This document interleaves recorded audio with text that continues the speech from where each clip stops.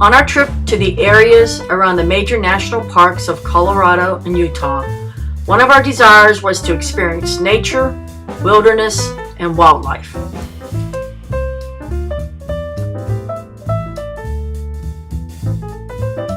Although some of the national parks were as crowded as Disney World, we were still able to find secluded places with natural beauty and wildlife habitat.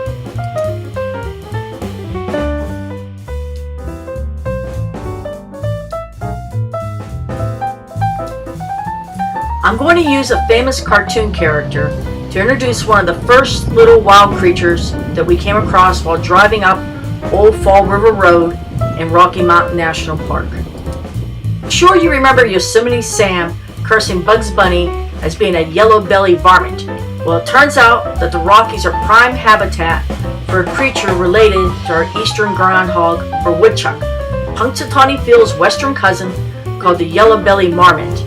This little guy seemed to have no fear of the cars rolling past on their way to the top of the mountain.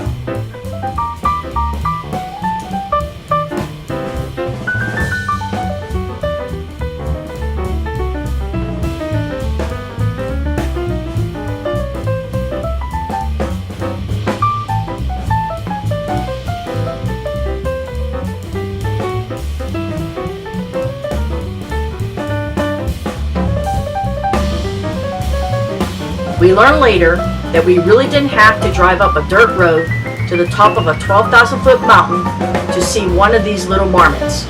We discovered one in our own backyard at the Deer Crest Resort in Estes Park. We had made a home in the boulders along Fall River, which flows behind the resort.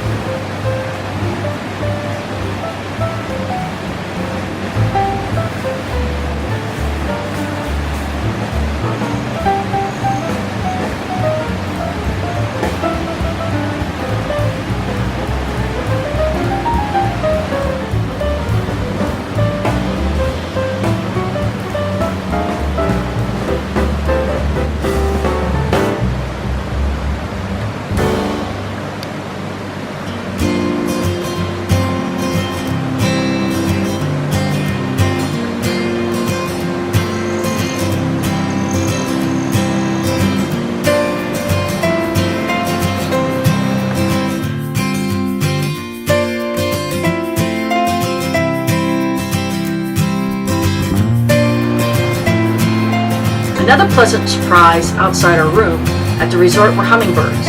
The owners had hung a row of hummingbird feeders along the balcony, overlooking the river, and we were able to enjoy more of these little zippy birds than we have ever seen in our lives.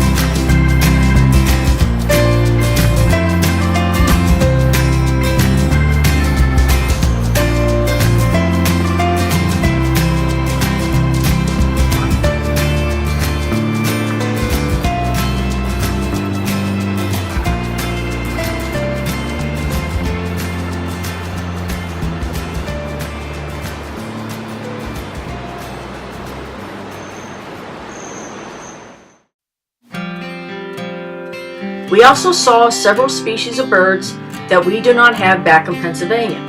The Clark's nutcracker, the Steller's jay, and the magpie, a bird that seems to fill the same niche as the crow does back home. All share a shade of azure blue feathers that is different in color than any other bird we have seen.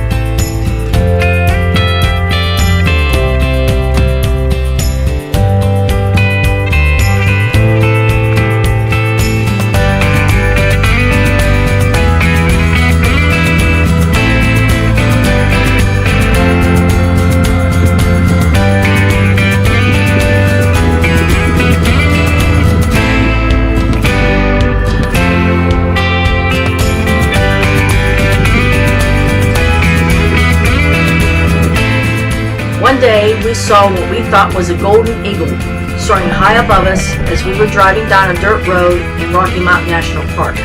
You might barely be able to make it out in this clip.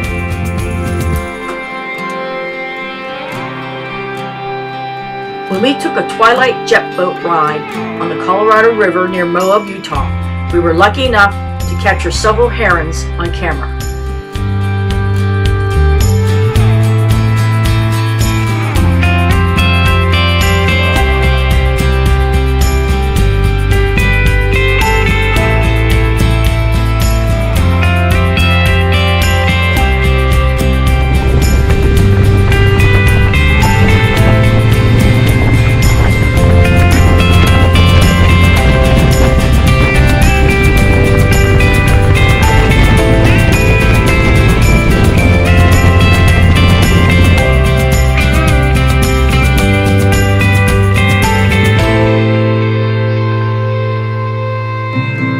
And then there's the ubiquitous duck.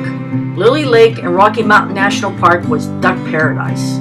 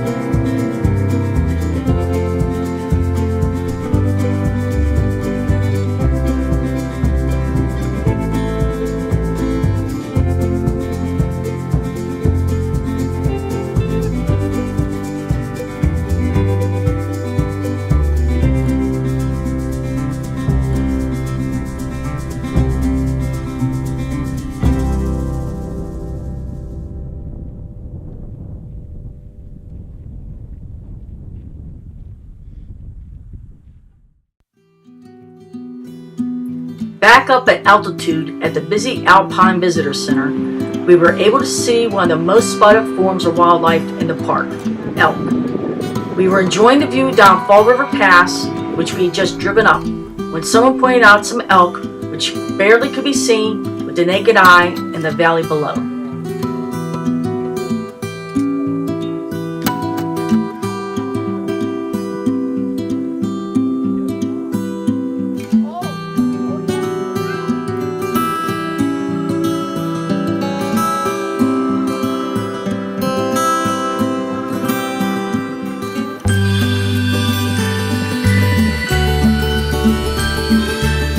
I did my best here to get some telephoto shots of this elk herd napping a couple miles away.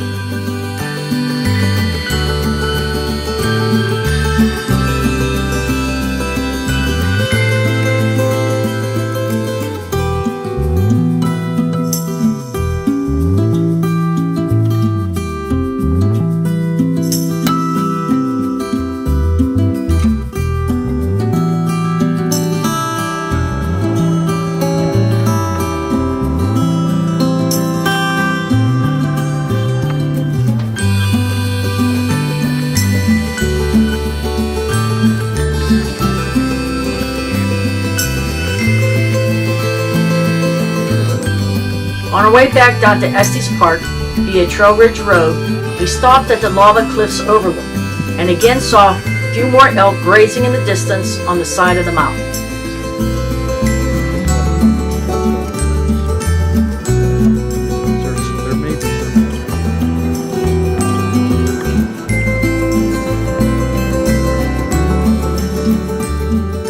We were surprised once more when on our way to dinner, we rode past a bull elk tranquilly chewing his cud at the outskirts of town.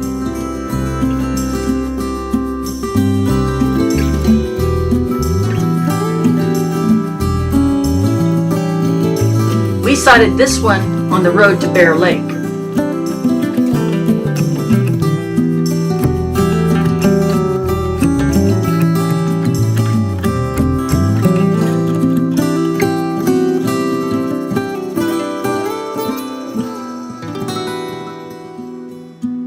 Our last elk sighting was when we were leaving the park on our way to Moab, Utah, when we passed this small herd at the side of Trail Ridge Road.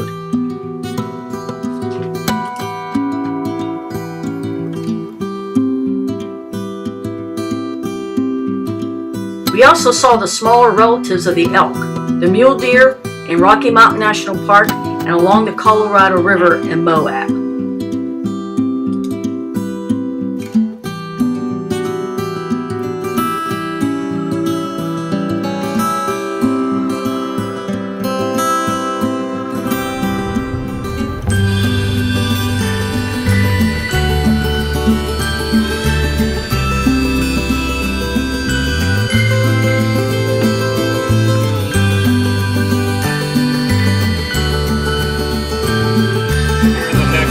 Because the deer hunt just started.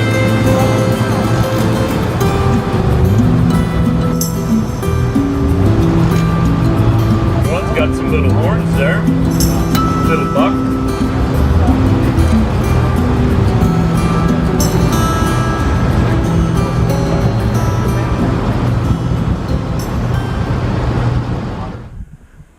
Now on to the elk's bigger cousin. When we were at Lily Lake, we hiked along this boardwalk, which runs between the lake and a marshy area. A few weeks before we were there, a YouTuber named Kiss Cactus posted this video of a moose munching in this very area. As they say, timing is everything. We didn't get to see a moose at Lily Lake, but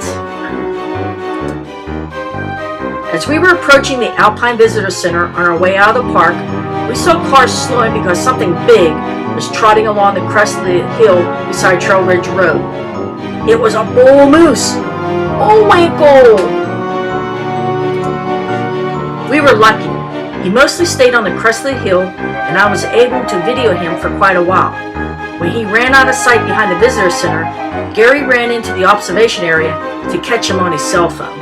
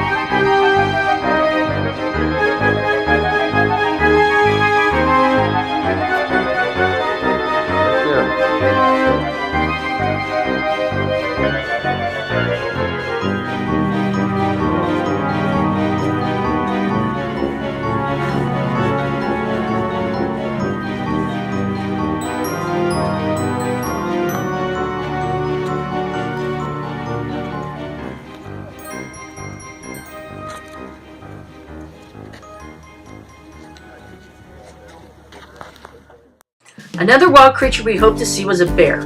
We visited the Great Smoky Mountain National Park last fall, but never saw a bear.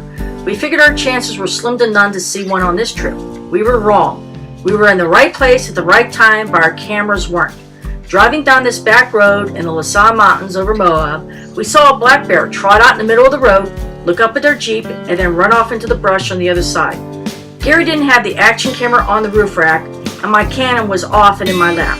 It happened so fast we didn't have a chance to snap a picture or take a video, but we saw it and will remember it forever. One day in Rocky Mountain National Park, we stopped at Sheep Lakes, a marshy meadow with a couple small lakes that are sometimes favored by bighorn sheep as a watering spot.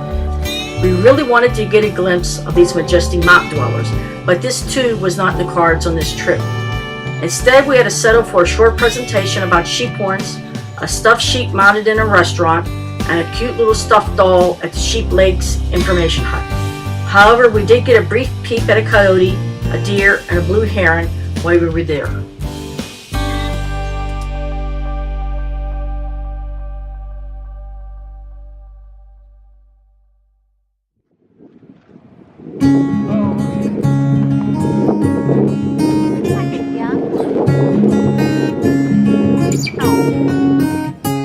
Another sighting we made on our twilight jet boat ride on the Colorado River was a beaver.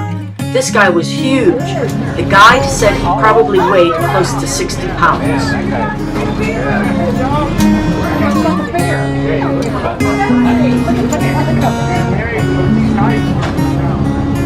Oh, come on. Do you guys know what his name is? His name is Justin. It's Justin Bieber. Yeah, we got it. Now you guys can go. Ta-da! How did I? Oh yeah. Should have gone by fast and said that was a bear. Well, I did. I thought it was there for a minute. Later, when we visited the old Hundred Mine near Silverton, Colorado, we spotted a beaver lodge in the stream below the mine, but unfortunately, its inhabitants were nowhere to be seen.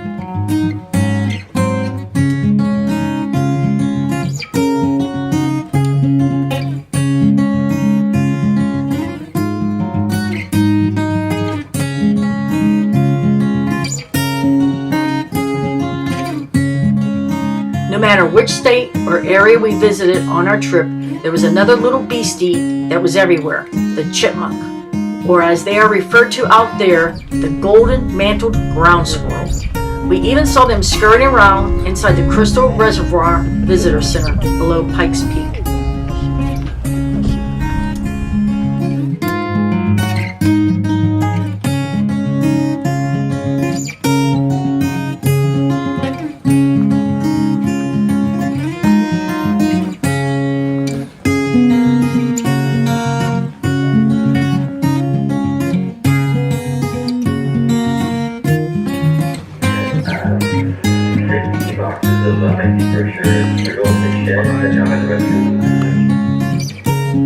I don't have anything. Also on Pikes Peak Road, we encountered a caution sign that warned of a beast that most people regard as a myth, Bigfoot. The only Bigfoot we saw in the area was a carved totem pole at the visitor center that I thought looked like a hungover Nick Nolte.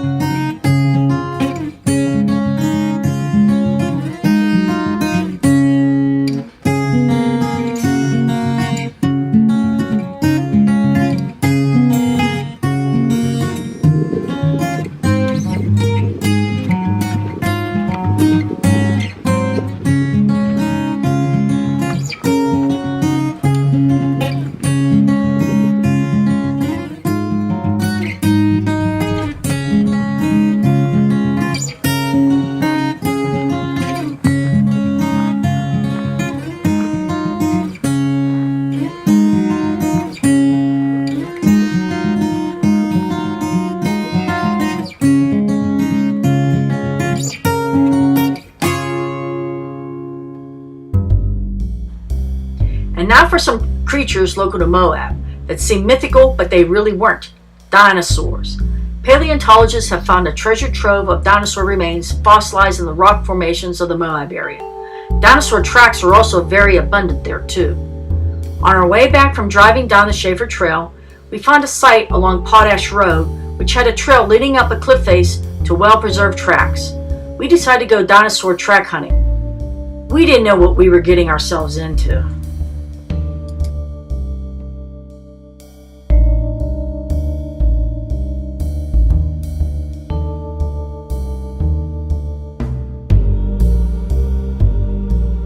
As you can see from this picture, the trail zigzagged up a ledge along this cliff face to a boulder upon which we would find the tracks.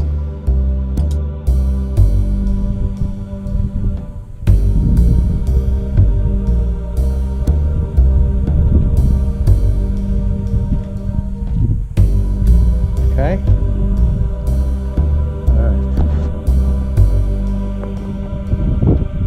We started climbing up the trail. After the first zig and the second zag, we paused to contemplate what we were attempting. Yeah. This boulder was our goal, but as the zoom on the next photo shows, it was above a steep slanting ledge that we needed to crawl up to get to the tracks. Making matters worse, the trail was narrow here, and a slip would mean falling 30 to 50 feet to the rocks below. So with discretion being the better part of valor, we decided to turn around and carefully climb back down, settling instead to view a fossilized skeleton of the Ankylosaurus in the safety of the Museum of Moab.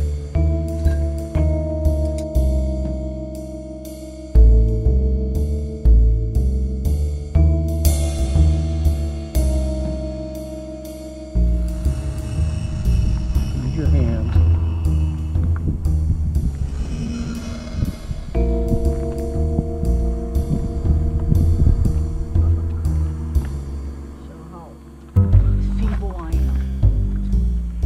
This was the trail that we had to come up and down. It got worse as we went up. So we turned around.